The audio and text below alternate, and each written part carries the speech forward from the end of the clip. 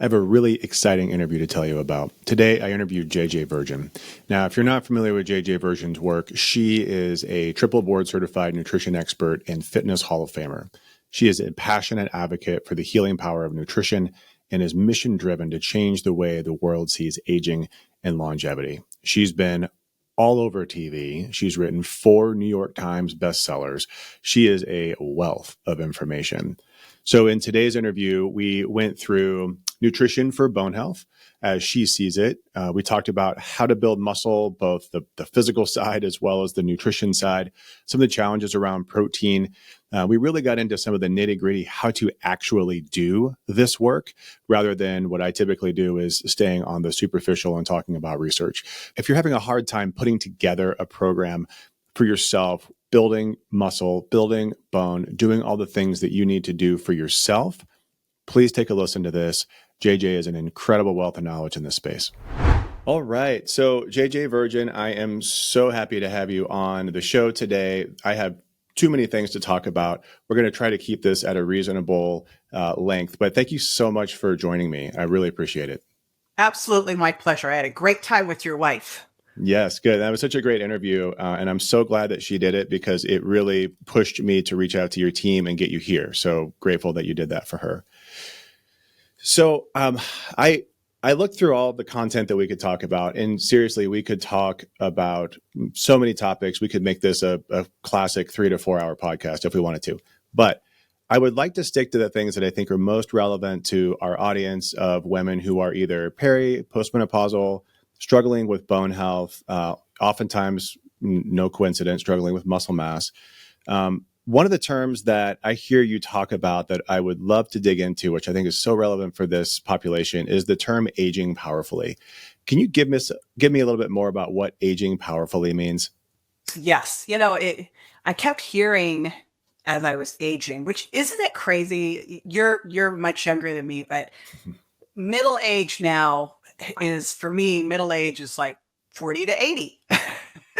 But as you're aging, I'm now 61. You keep hearing about aging gracefully, and I just one day I don't want to age gracefully. And as I started to really dig in, because my biggest academic background is in exercise science, and I started to really dig in, and I thought, here's the biggest challenge I see facing us as we age as women, is we all have 2 different types of skeletal muscle. We have fast twitch and slow twitch. And then we have this hybrid type of skeletal muscle that can become one or the other. Women, for the most part, if you really look at the way women tend to exercise, we tend to do aerobic training, cardio, we'll do Pilates, we'll do yoga. We do things that really emphasize more of the slow twitch muscle fibers, of which we have a little bit more predominantly of them to begin with. Fast twitch muscle fibers are the ones that are capable of more hypertrophy. They get bigger, but they're really the ones that are going to help us stay strong and powerful as we age. This is where you can move something heavy, move something fast. And truly, that adage of use it or lose it is true. The challenge is if we're doing things like doing more walking, and I want people to move more, so don't get me wrong on that, or just predominantly walking and yoga, we are going to not only be losing fast twitch muscle fibers as we age, but we're going to be changing some of those hybrid ones over to slow. So we're making ourselves, we're basically damaging our metabolism. We're making ourselves weaker. And when you look at what happens as we age, it's all over the internet that we're losing 3 to 8% of our muscle tissue starting about age 30 for each decade. So up to 1% each year. But that really isn't the big story. The big story is that we are losing 2 to 4% of our strength and up to 6 to 8% of our power. That is that moment when you try to screw the lid off the jar and you realize you can't do it anymore, right? And so that's why I wanted to shift this focus over to aging powerfully. It started out as, hey, let's really start to focus on the biggest thing we really lose as we age, was just these fast twitch muscle fibers. But then it got bigger than that, Doug, because as I started to talk about that, really putting on muscle, and our goal would be to put on as much muscle as we possibly could so that we really set ourselves up for being able to do all the things we want to do, be built to last later in life. I got a lot of kickback. Can you imagine what I was hearing? So, of course, what are you hearing with that recommendation? Yeah. So when I talk to people about putting on muscle mass as we age, especially women, the number one thing I hear is, but I don't want to get too muscular. And it drives me bonkers. I'd love to hear your thoughts on this because you've been coaching people through this for a long time. So have you seen too many women get too muscular? So I started lifting weights when I was 16 with the high school football team because there were no gyms. We had figure salons when I was growing up and jazzercise and calisthenics. I started teaching calisthenics in high school. Yeah. And then I started teaching aerobics in college. And then I started personal training midway through college. And so I've been helping people lift weights for 40 years. And I started focusing on resistance training, even though everything in graduate school, I was supposed to do my research on cardiovascular training, but I didn't. I went rogue and did resistance training, was because I was getting paid to get people results and they weren't getting any results doing cardio. And so for 40 years of helping people do resistance training programs, and specifically at first, when I saw a lot of people one-on-one, it was half men, half women, but my women were all 45 plus. I have never in 40 years had a woman complain that she got too big and bulky. Never, not once. I've had women complain that they're gaining weight when they're not doing these things. But when you really look at what happens when you put on muscle, I like to call muscle your metabolic sphinx. It holds everything in tighter and boosts your metabolism. Everyone's talking about slow metabolisms and how do we have a better metabolism. It's very, very simple. You need muscle. That is what's going to require more energy at rest and more energy after you work out. It's a very metabolically costly tissue. And it's also the first place we can become more insulin sensitive. So we can become way better at burning fat. So I'll hear Doug people go, I want your arms, but I don't want to get big. I'm like, I don't, Right. I lift really heavy weights too. Right. Yeah. So my response to my patients when they bring this up, it doesn't happen as much anymore because I think patients with osteoporosis, they get it. They know that they need muscle. So this is sort of a historic thing for me. But what I always used to say is, please prove me wrong. I would love for you to prove me wrong. Show up and flex your arm and tell me, Doc, this is too big. Yeah. And I'll be happy to talk to you about how to change your programming. Until then, let's do some resistance training. I just did a post this morning. I went outside, I took a video of the grass because I went, you know what? This will be a great post. Building muscle is like watching grass grow. Yeah. Yeah, it is. I'd love to talk to you about sort of your approach to that. But before we get there, I think with the aging powerfully comment, I think there's some stuff in here that I want to break down. So if you were to break this down into like 3 things, what would those 3 things be to improve how we age if we're doing it through the lens of aging powerfully?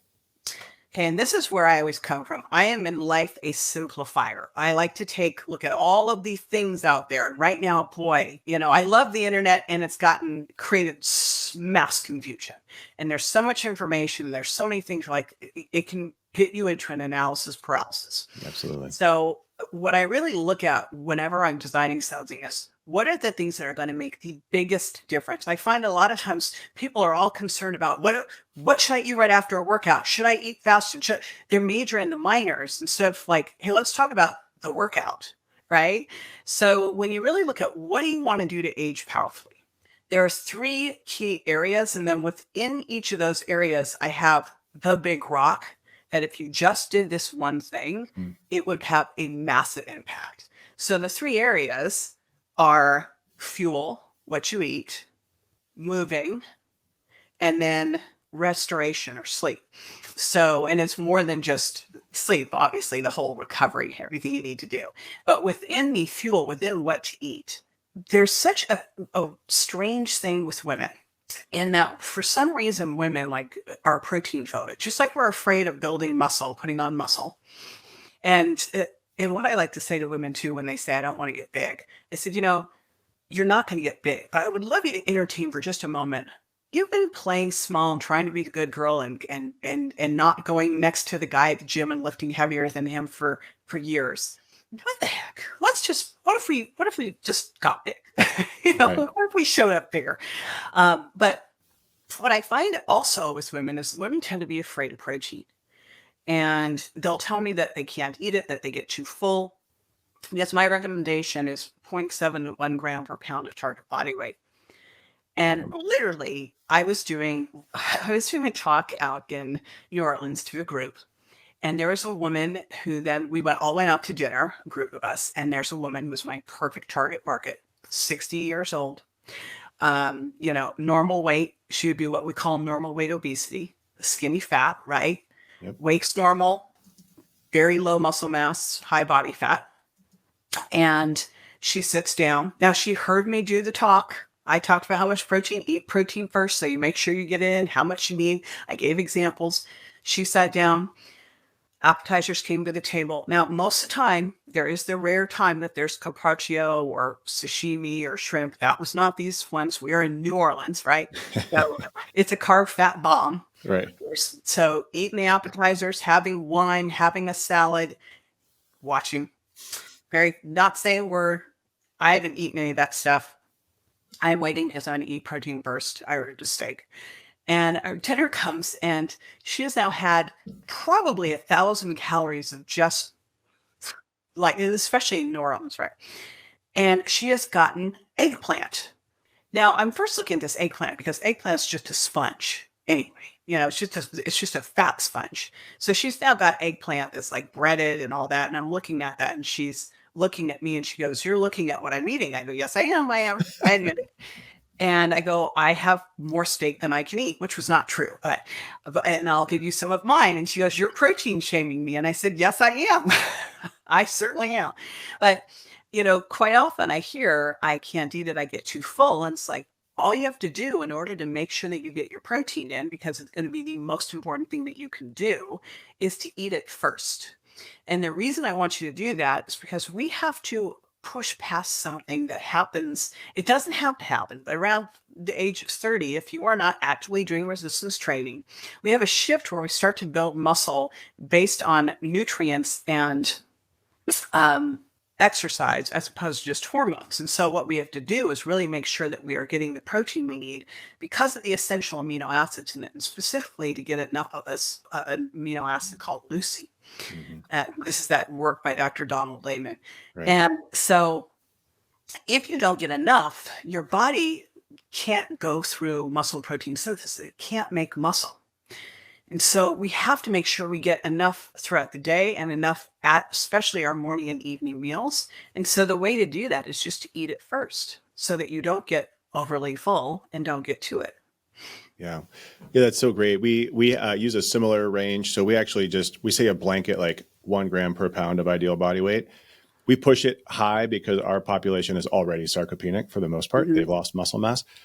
So we were pushing as much as we can and then supporting them. But it's funny. I have to ask my dietitians how often they actually go through that in detail of making sure you're eating it first, because that could be something that we're actually missing. So that's a really good point. It's just a way I'm very practical, and we can have the greatest stuff, but if they can't do it, then it doesn't matter.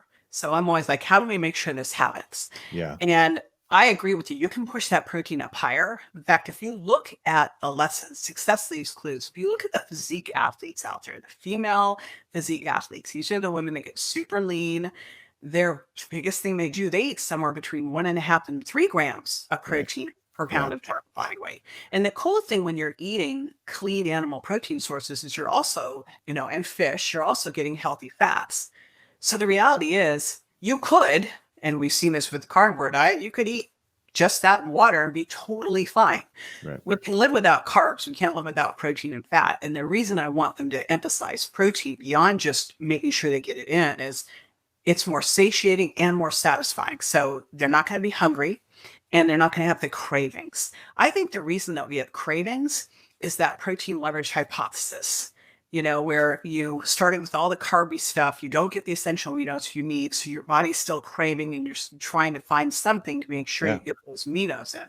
Yeah. Yeah, absolutely. I do find that people that are eating a nutrient poor, but especially even calorie dense diet, they're still craving. Yeah. Right? They're still their body's looking for something and they're not eating what it wants because they don't understand what those cues mean. So aside from the protein, and honestly, we could just stop there, but assuming that my patients want to eat something other than protein, because I do get feedback that not everybody wants to eat a carnivore diet, which, I can respect. So if you wanted to add other things, what are the other things that you put in let's call it like the top 2 or 3 groups that you would add to an optimal diet for aging powerfully? Okay, so first of all, is to make sure when you're eating that protein that you're getting some wild fish, so you're getting those healthy fats, you're getting the grass-fed, grass-finished meats, you're getting those healthy fats. The next thing I add in are non-starchy vegetables. Yeah. I do a load of them. I'm currently kind of obsessed with mushrooms, but a lot of non-starchy vegetables and a good rotation of those, a little bit of fruit, and my favorite being berries. We always have Mhm. a bunch of different berries in the fridge. So those are the next ones. And then, of course, after that, what I find when I'm doing the non-starchy vegetables is I don't need to do more fat, because the reality is between the protein and between how I'm going to prepare those non-starchy vegetables, whether it's a salad dressing or a saute, generally I'm getting enough. So I generally don't need to douse it with more. And using a food tracking app really can get you that information.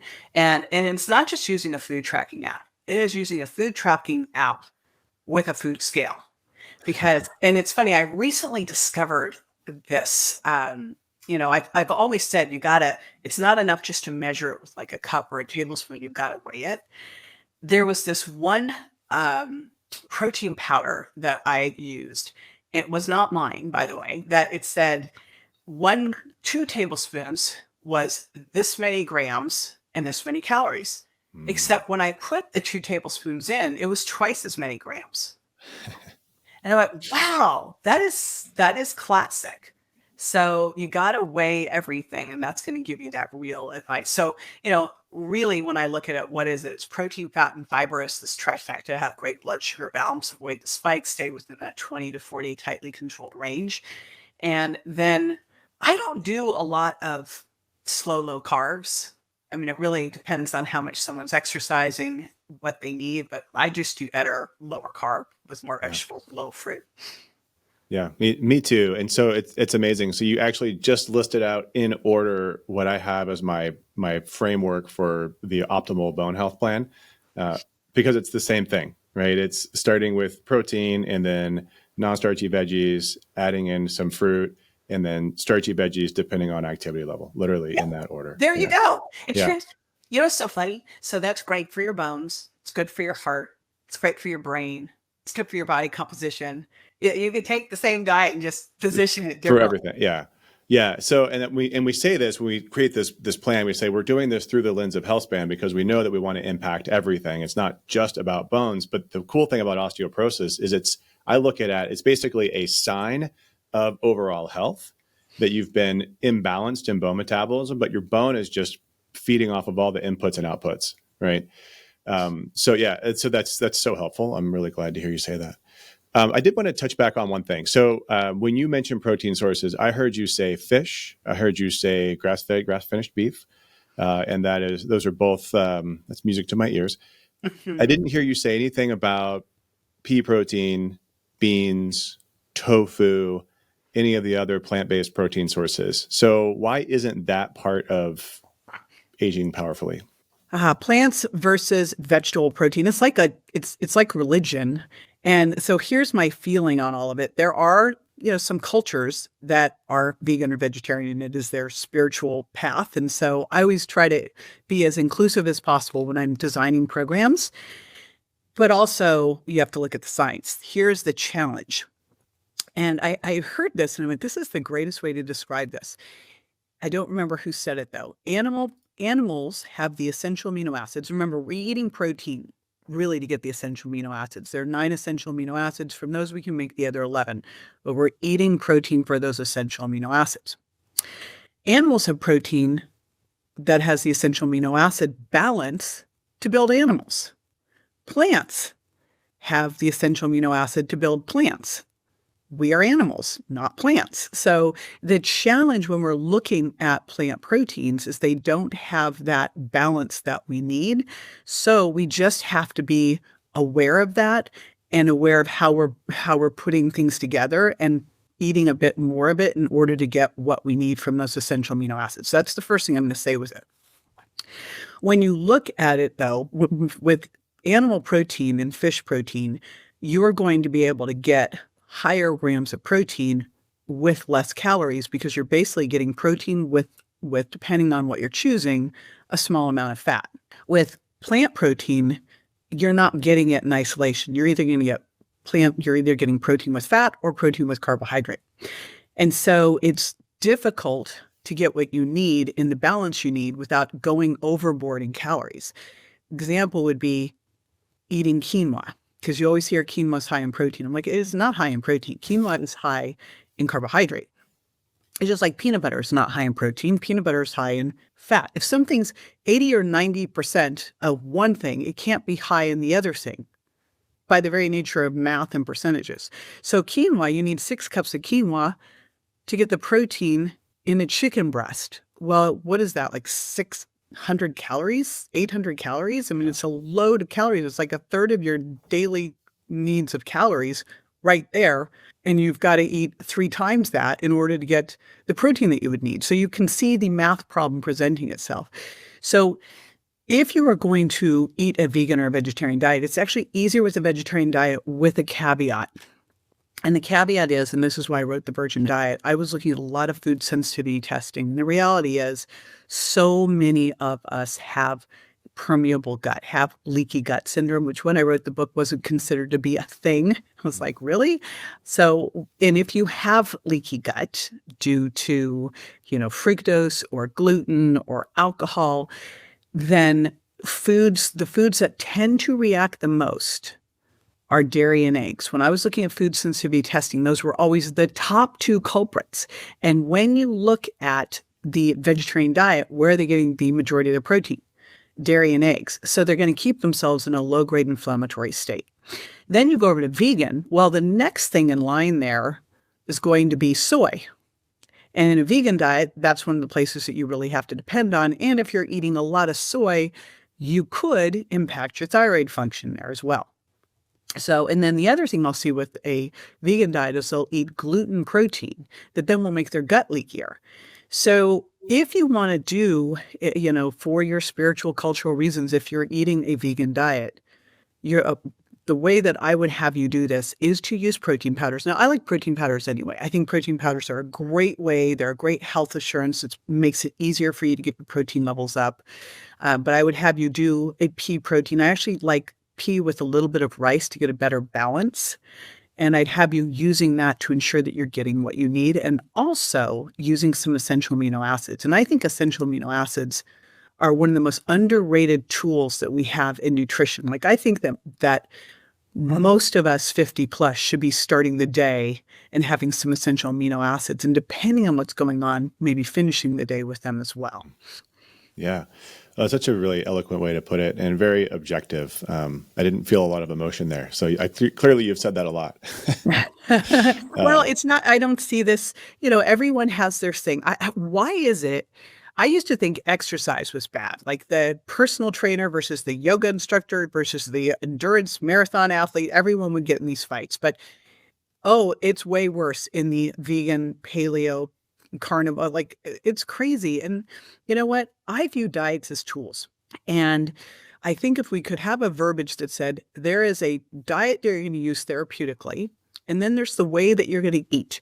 And really, we have to look at this based on your cultural norms, your spirituality, your belief system, your preferences, your lifestyle, your goals. Sometimes people's goals don't match with their their belief system. And hey, I'm just going to say, here are the options. You can keep doing that.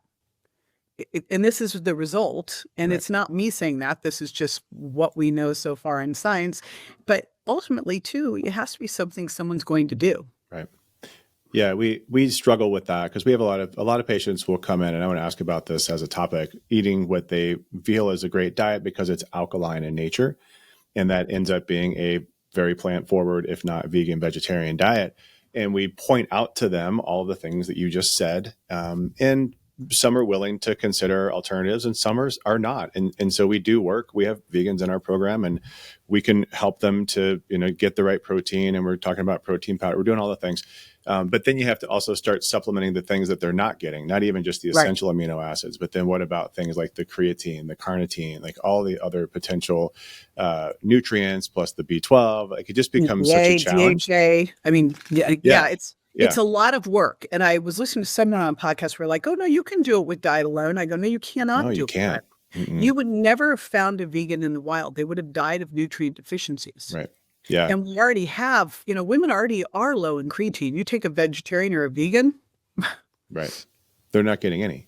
Mm-mm. And so like I said, we can do it, but the alkaline diet theory has really permeated the bone health space. So Oh, do boy. you get that a lot? That like I'm eating an I thought alkaline that diet. died. That's still around. Oh my gosh, it is everywhere in the bone health space, and still being propagated very strongly.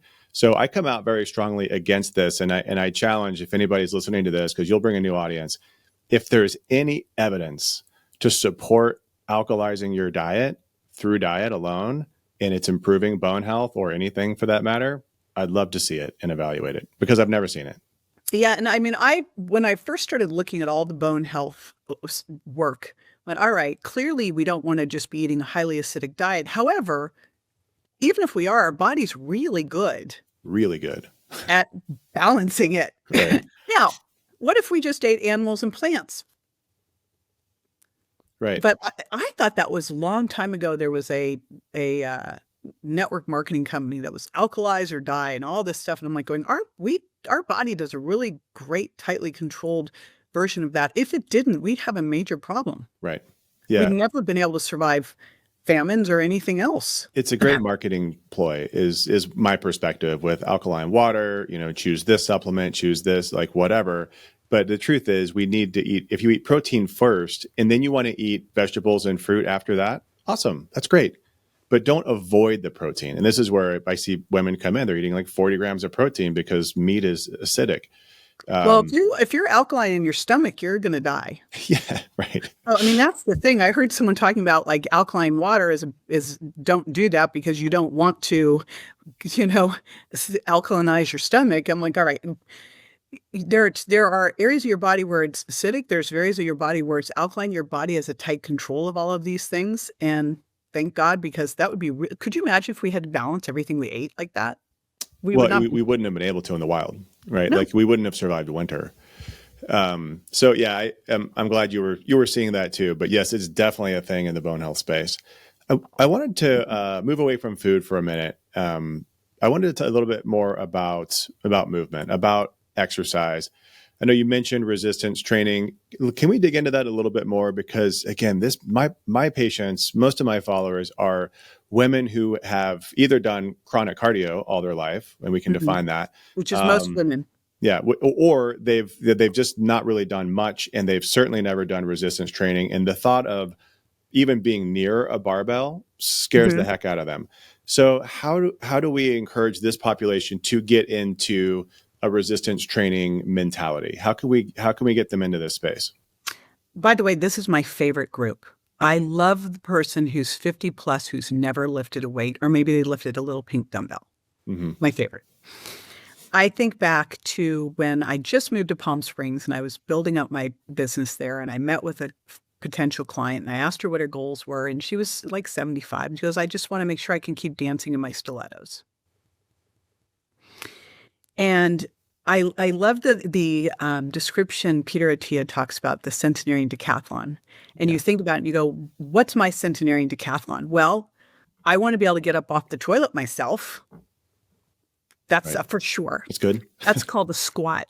Right. I want to be able to put things like this week I traveled without my husband, who usually puts all my stuff in the overhead. I've gotten a little lazy, but I hijacked my carry-on. It was probably 70 pounds and I had to clean and jerk that sucker up into the thing, right? And pull my 70-pound luggage things off the little roller and bring them. I always call that, it's like luggage CrossFit. And I want to be able to do that. So you look at it and go, what are those things I want to be able to do? Run up the stairs, pick something heavy up. Picking something heavy up is a deadlift or a bent over row. Pushing something into the overhead's an overhead press. We do weight training all day long. Yeah. When you're going to the gym, you're not going to the gym to get better at working out. You're going to the gym so you won't get hurt in the wild. So you can do all these things in life and they're easy. You do hard stuff at the gym to make life easier in the wild, right? So that is really the reality. I hear people go, I've got bad knees, so I can't do that. I go, no. You have bad knees, so you need to do that. You have a bad back, so you need to do that. This is how we get through life. If you stop doing this now, the less you do, the less you can do. Absolutely. Right? So I love to step people into a resistance training program. And most of what you can do to start, really, you can do at home. You don't have to go to the gym with the bros and all this stuff going on, like in the big barbells. You can do that, and you can do that, but to start, if all you did to start at home was get a TRX trainer that I love those TRX trainers. They're $100. Got some dumbbells, you have a chair. And if all you did was you started with air squats over a chair, and you then started to do some bent over rows, then you use that TRX to mimic another kind of row. You did a chest press or a push-up. I mean, you can do very basic stuff at home. And actually, you can even do that with nothing and just use some cans for dumbbells. Like you can literally start with nothing but body weight to begin with. And you will get strong very quickly, because as you start to do resistance training, and I like to do compound movements that mimic what we do in life so that life gets easier and we don't get injured. But as you start to do this, the first thing that happens is your muscles and nerves start to talk to each other. So you're not going to notice in the first month, you're not going to go, wow, I look at my arms. That's not happening. Just to manage expectations. What is happening is underneath the hood, things are starting to wake up and talk to each other and say, we need to contract, right? Then your connective tissue starts to get into the act. The connective tissue has to start getting stronger, which is what you want. You don't want to step off a curb and tear your meniscus in your knee. Then after that, which probably is 4 to 6 to 8 weeks in, you're just going to start building muscle. And you'll start to increase your strength. I mean, in the first week, you could start maybe with 10 air squats over a chair. Now, all of a sudden, you can get a little lower and you can do 20, right? Now you could hold on to, put a backpack on and do it. So, I mean, it's amazing how fast you get strong. But you want to really look at doing activity that is going to make life easier for you, so that you don't look back at your 80s and go, I can't do these things. Because it doesn't happen overnight. It's not overnight that you can't get out of off the couch, right? Right. Yeah. Yeah, that's a really nice way to put it. And it's really hard to meet people where they are, because everybody's starting point is different. And it's so hard. I'm designing a program right now, and it is hurting my brain, because especially when you look at fitness, with diet, you go, okay, we're going to focus on first track your food. All right, now let's just focus on protein. Okay. But with exercise, they may have an injury. They may have been lifting weights for 20 years. They may have just been doing yoga. There's all over the place. It's hard. Yeah, it's really hard, but it's so important. And especially in this population that we're describing, shouldn't say they don't, but in general, they have a deficiency in background, and it's intimidating, very intimidating. And they're already scared. They already have fear. So, man, there are so many things that I want to talk about, but I think if we got into restoration and sleep, we would go too long. So I propose this. We got through about 1/10 of the things I wanted to talk about. Why don't we, let's stop this with exercise and food, and then we will pick up maybe another time in the future with some other fun topics. I just want to say one more point about exercise. Yeah. It reminds me of the blood sugar thing. Everyone's wearing CGMs now and looking at their blood sugar, and I'm like, check your fasting insulin. And bone density. I always look at bone density. I go, check your muscle. If you are doing those things to get stronger, to incorporate power, to build muscle, you will make healthier, stronger bones. We're looking in the wrong direction so often. So if you have osteoporosis, exercise is non-negotiable, but exercise is this big blanket term. The single most important thing you need to do is load your joints.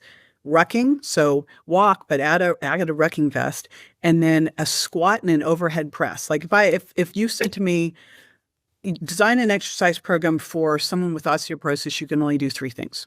maybe you could give me 4, but I'll combine 1 so I get 3. Good. So the first would be rucking because I want to make sure people are moving. The second would be a squat. And since I'm going to combine something, I'd once they got advanced enough, I'd add a little jump at the end because nothing is going to stress your bones like a little jump, Yeah. right? Did that this morning. I was doing jump ups onto a box. And then I do that overhead press because, boy, I'm loading the entire spine. Standing. Yeah, absolutely. Yeah, those are really great points. And I'm glad you brought in the impact part there at the end. And that is missed by so many people who are not finding success in their bone health journey, is because they're missing the impact. Resistance training is important. I think bone loss is a feature of muscle and strength loss. So one goes with the other. Hard to know, chicken or the egg. But to get it back, we can build muscle, but the research is really clear that you need impact in some way. Now, I'm not telling people to go jump off of stuff, but starting very, very small. And this is why, again, it can be very intimidating. We need help. We need people like you, JJ, to help guide the audience forward. So again, thank you so much. I think let's end this now, and let's maybe plan on doing something again in the future. Absolutely. Yes. Awesome. Thank you so much. Okay, well, thank you so much for listening to that interview. We did have a little bit of technical difficulty, and apologize for the change in the lighting and the setup, but we got through it. We'll do a second part of this at some point because I think there's so many more things that we could talk about. But for now, we just talked about the nutrition and the training side around bone health. If you are struggling to put together your own program, please consider joining our community specific to osteoporosis, bone health, and hormone optimization, called HealthSpan Nation. HealthSpan Nation is where we put together all of our community members who have a Slack-driven community channel that they can communicate in, ask each other's questions to, elevate each other up. We have our weekly Zoom Q&A, which is an awesome topic-driven Q&A. We have our content vault, discount codes, etc. So it's an incredible resource if you're looking for the community to help you DIY your bone health improvement. Look for the link in the description below on YouTube, or check us out at optimalhumanhealth.com, and you can find it under our program's description there. Thanks so much for joining on this video. I'll see you next time.